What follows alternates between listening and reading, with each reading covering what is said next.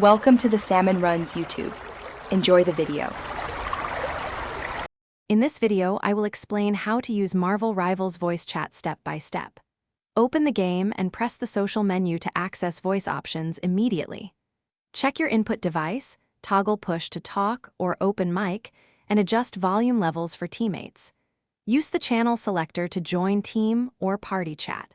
Test in a casual match to confirm clarity and latency before competitive play. In this video, I will explain how to use Marvel Rivals voice chat step by step. Open the audio settings and switch between open mic and push to talk depending on your environment. Set input sensitivity so voice activates cleanly without clipping, and lower output if teammates are too loud. Enable echo cancellation and noise suppression for clearer communication. Save settings and test quickly in the lobby to confirm everything works.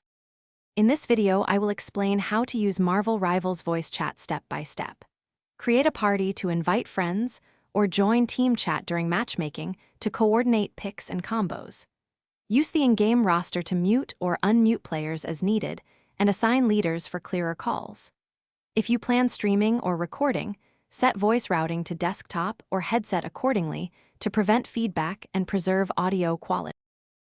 Thanks for watching. Consider subscribing if we helped you.